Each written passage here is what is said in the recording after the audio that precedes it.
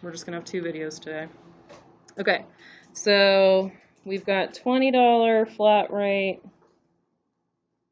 and then $1 per pound, then $1.50 per pound, then 100 flat rate.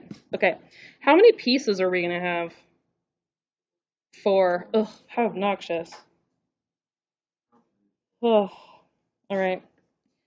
So our first one is a flat rate. How does a flat rate look different from something that's not a flat rate? It's a flat rate, so how does it look? It's just one number. It doesn't have an X in it because it doesn't matter what the pounds are. It's just that amount. So we're going to say 20. That's it. No X. No pounds. We don't care how heavy the dog is. Well, we do care how heavy the dog is. We just don't care exactly how heavy the dog is. If the dog is between what and what? If the dog is between 0 and 10 pounds.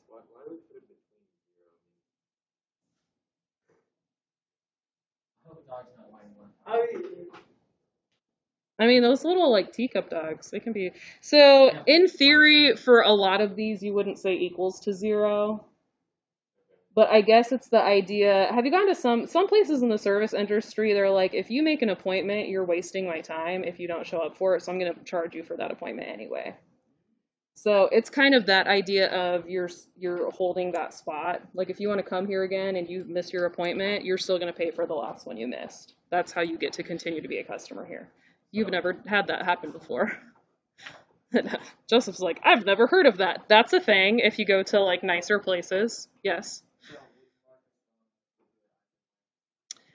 It depends on the context. A lot of times, you can't have a 0 weighing dog, but it kind of takes care of the idea. Yeah, a lot of times, including 0 and not including 0 is like semantics. It's like a difference of wording. It's like, yeah, you could kind of argue it either way. I'd say most people are probably going to include 0 just because typically if you plug 0 in, it's like, well, you're paying $0 if you don't include 0, right? In this case, it actually makes a difference. And in this one, you could argue that including 0 is just saying if you make the appointment, we're holding you accountable to paying the money whether or not you show up. That's not what the equation is doing, but that could be kind of the idea behind it. So you don't have to include 0 if you don't want to include 0, but typically, the reason I'm doing it is for consistency's sake, so that I don't mess with some people's brains who maybe are not as comfortable with the math. All right, what should we do for the next one?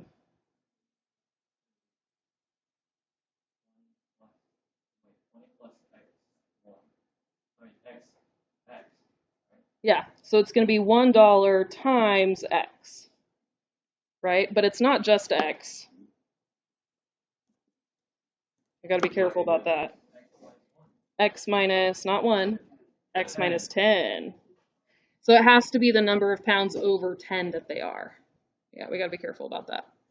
So 20 plus 1 times X minus 10. And this is if, what interval does this work for?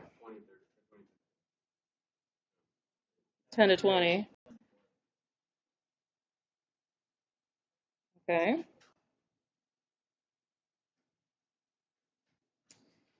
All right. Let's do the next one. What should we write for the next one?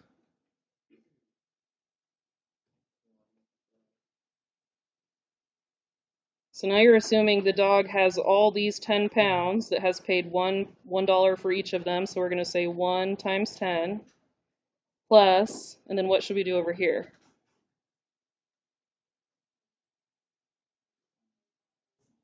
$150, X minus 20, very good.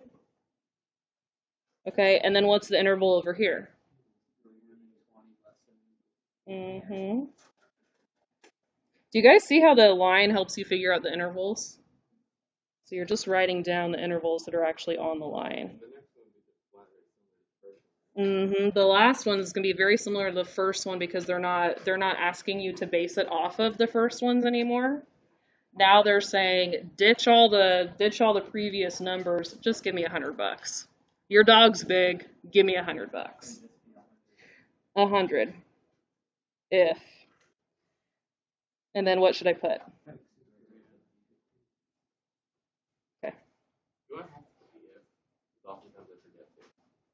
not going to mark you down if you don't. You're just, sometimes you'll see it, sometimes they put like a semicolon in between. Sometimes they'll say 4, so 104x. Huh? If I remember, I put a comma in. Sometimes commas, yeah. Usually they'll put something in between so that you know that it's a piecewise, but yeah. So if is pretty common. I'd say if is the most common thing to see in a piecewise, but it's not the only thing you'll see. If you don't put it, I'm not going to mark you down.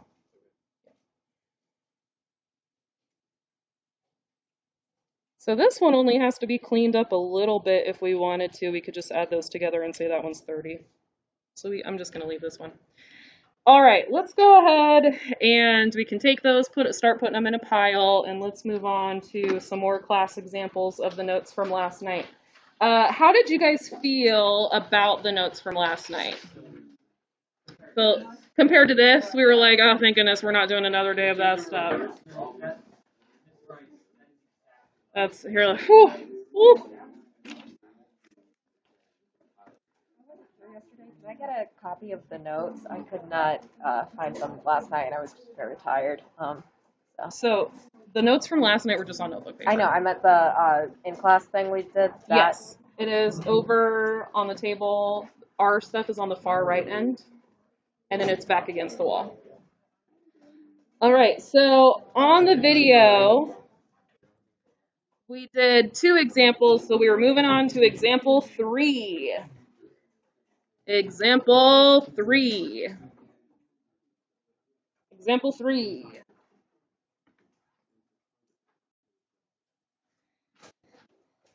All right.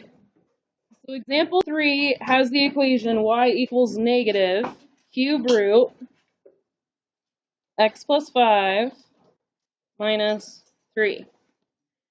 Now, in the video, I always wrote out the words for what had happened to x, and then we kind of used the words to help us figure out how to undo stuff, okay?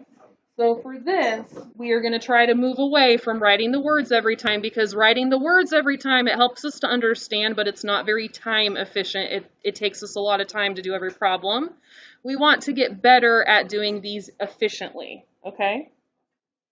All right, so the way that we do these is first, we always trade x and y, and then we do order of operations backwards, okay? So we trade x and y, that's just finding inverses, you always trade x and y, and then order of operations backwards. So first thing, trade x and y. First thing is trade x and y. So we're going to have x equals negative root 3, y plus 5 minus 3. Are we going to what? Sad method? Sad map. Sad map. We're going to do sad map. Yep. Sad map. I like it. Sad map. Yep. We're doing sad map. So, PEMDAS backwards, order of operations backwards. So, order of operations backwards says first, you're trying to get the y alone by seeing if there's anything you could add or subtract over to the other side. So is there something that is not protected by the grouping symbols? Here the grouping symbols is the cube root.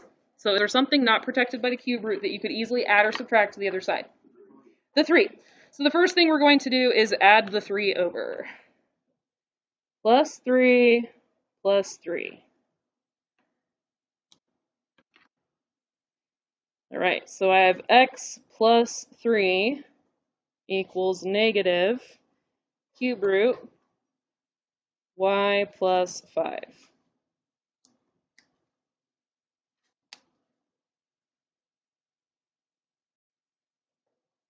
The way you worded on the first one, I thought it was a negative.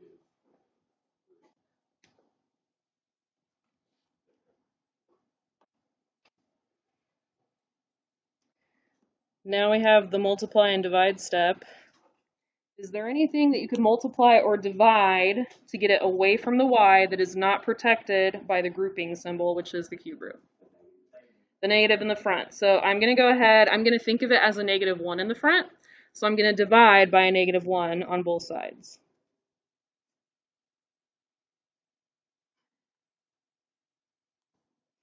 So easy on the right side, that just the negatives cancel out and we just get cube root y plus 5.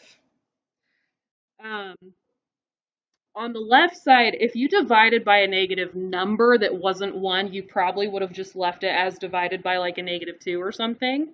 A lot of math people would probably move the negative to the top. Most math people, if they have a negative on the bottom of the fraction, they'll leave the number down there, but not the negative. Most math people, for whatever reason, don't like negatives on the bottom of fractions. They prefer for them to be on the top. I don't know why, it's just like, I don't know, it just feels strange. Now with this, dividing by -1, very few math people are going to leave a 1 on the bottom of a fraction, just because you don't need to. So what happens with x plus 3 if we divide by a negative? Yes, Alex. Yeah, make the x negative, make the 3 negative. Negative x, -3. Is it wrong to leave the -1 on the bottom? No, it's not wrong, but people are going to go like, well, why didn't you take care of that? That was easy to take care of. Does that make sense? Okay. Now, if you were doing a multiple choice answer, or in this case, the assignment I'm giving you guys today has an answer bank. If you did a problem like today where there's an answer bank, your answer would not be on the answer bank because I would have simplified it. Okay, even though you'd be right to leave the -1 on the bottom, even though you're technically not mathematically wrong, you would not find the answer for that in an answer bank. All right? Okay, next step is there an exponent that you could introduce or an exponent that you could get rid of to get the y alone?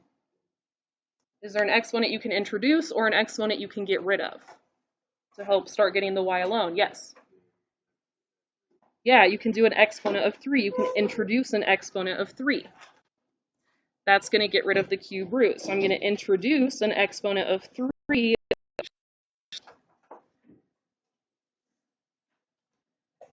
I'm introducing an exponent of 3 on each side.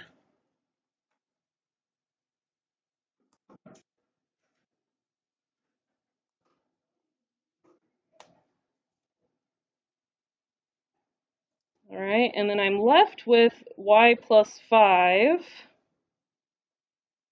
Now, the P for PEMDAS stands for parentheses, but what they really mean by that is grouping symbols. Grouping symbols can be parentheses. Grouping symbols in this case was our radical. The cube root of 3 was grouping things together. So P really just means you're getting inside of the grouping symbols and doing whatever is left over. So we are officially inside the grouping symbols. How do we get rid of whatever was left over inside the grouping symbols? Subtract the 5. Now, can I subtract the 5 from the -3? No, because at this point, that -3 is protected by its own grouping symbols. You guys see that? So that -5 has to be written on the end. -x minus 3 cubed with a -5 on the end equals y. And what notation should I do to my answer so that the person who's looking at my paper knows this is an inverse, not the regular function? Yes. Put the little -1. This is an inverse, not the original problem. Yes.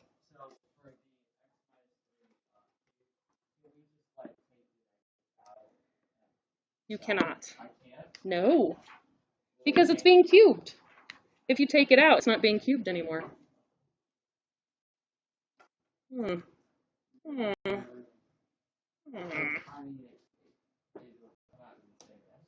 I mean, if you take it out and you want to kill a kitten, by all means.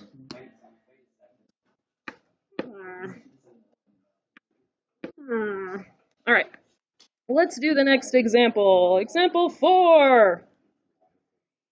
Example 4, f of x equals 2 over 5x minus 7.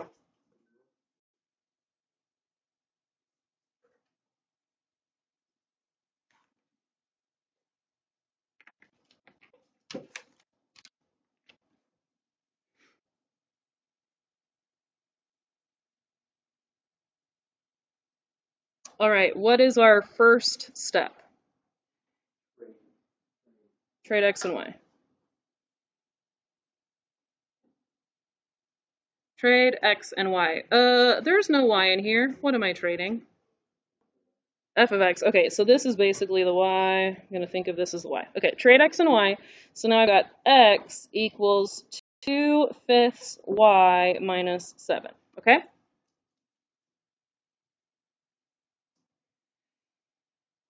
All right, now we're going to do SAD map. So we're going to do order of operations backwards. So we've got first, can I add or subtract anything over to the other side? Yes. What is it? 7. So I'm going to add 7. Okay.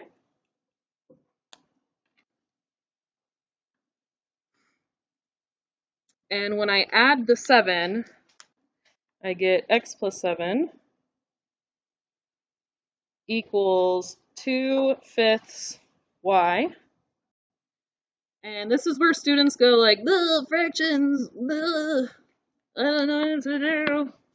Ms. Rice, help! No, help, no.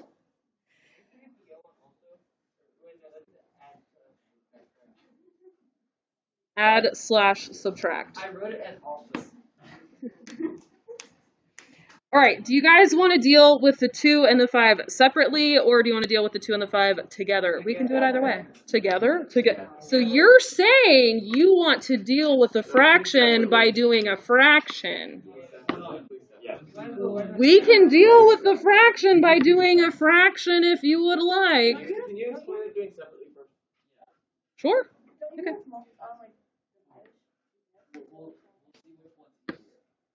Oh, I get it. There are so many different ways to handle this. The way that a lot of students would go is they'd say, okay, the 2/5 is multiplied by the y, so I'm going to divide the 2/5 over, and that is, while it is the most obvious way to get the y alone, it is the hardest thing to do to the other side. So I would not divide by 2/5. That is the most difficult way of doing it. I would say for you guys, probably the easiest way of handling it is going to be to multiply both sides by 5 first. Multiply both sides by 5. Because see how this is 2 divided by 5? 2/5 is 2 divided by 5. Can we multiply both sides by 5? Yeah, okay. So let's multiply both sides by 5. So we're going to say multiply or divide. So I would say multiply both sides by 5 first, times 5, times 5. Okay. So the multiply by 5 and the divide by 5 cancel, and I just get 2y. Are you guys comfortable with that? And then what do I get on the left side? 5x plus 35. Okay. Now, I am not done with the multiply and divide step, so I'm going to keep doing that step one more time. I'm not done because there's still a 2y.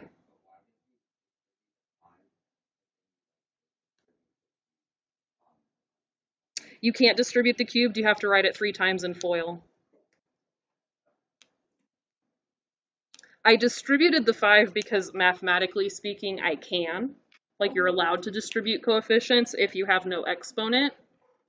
You are not allowed to distribute exponents if there is a plus sign in there. So if it had been negative x times negative 3, I can distribute the exponent. When it's negative x minus 3, I cannot distribute that exponent. That kills kittens. Yeah, I don't like killing kittens. I don't kill them. If you have an exponent of 3, it means you have to write it out 3 times and FOIL it. So that's why I did not distribute. Did you have another question? Why? I wouldn't FOIL it because that's more, it ends up being more complicated. And this right here is an acceptable simplified answer. Yeah.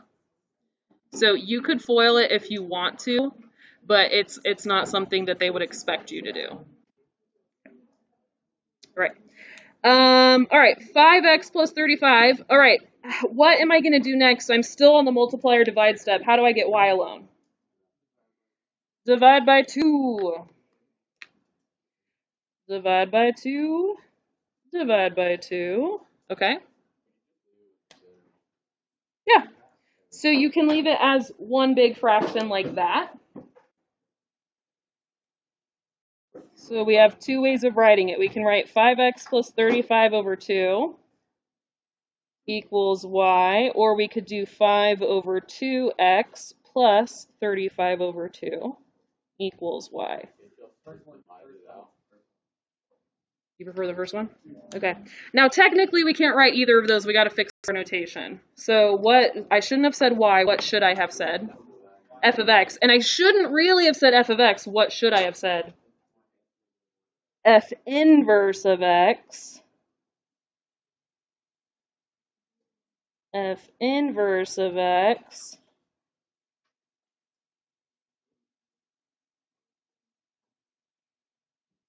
Okay.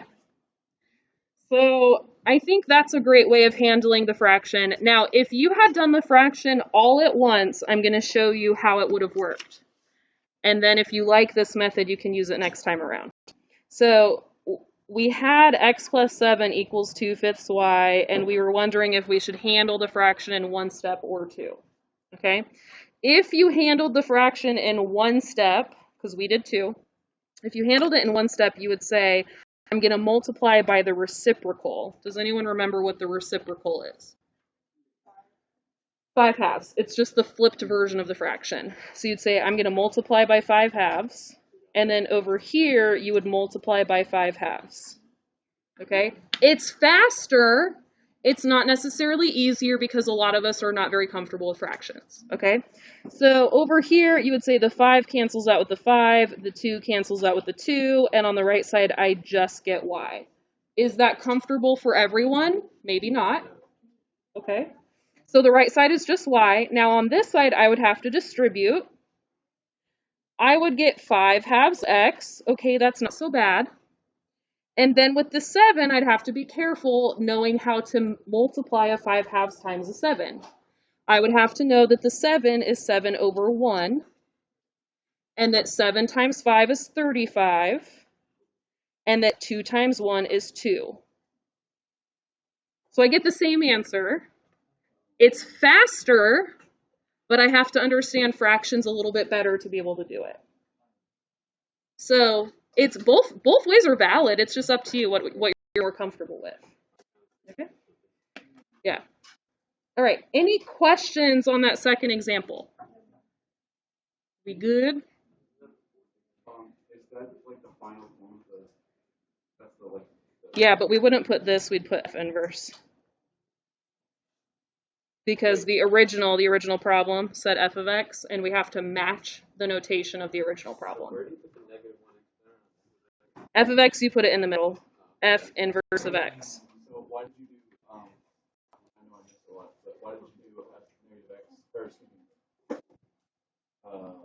f inverse of x? Because, so this one, the original problem said f of x, so our notation had to be f inverse. Okay, so it's For, whatever it starts with. yeah, for example 3, they said y in the beginning of the problem, so we said y inverse at the end.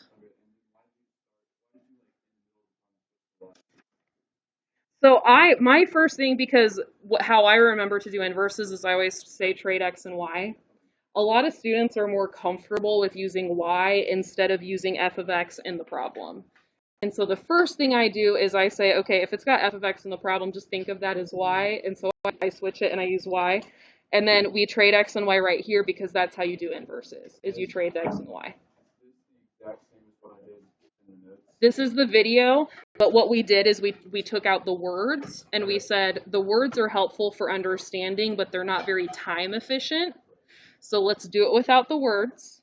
And the way that you do it without the words is first you trade the x and y, and then you do order of operations backwards just to get the y alone. And you guys have done this before. This is how you solve an equation when you have one variable that you're trying to solve for. So when you have an x in the equation and you're trying to get stuff away from x to solve for that x, this is how you do it. Yeah. Yes?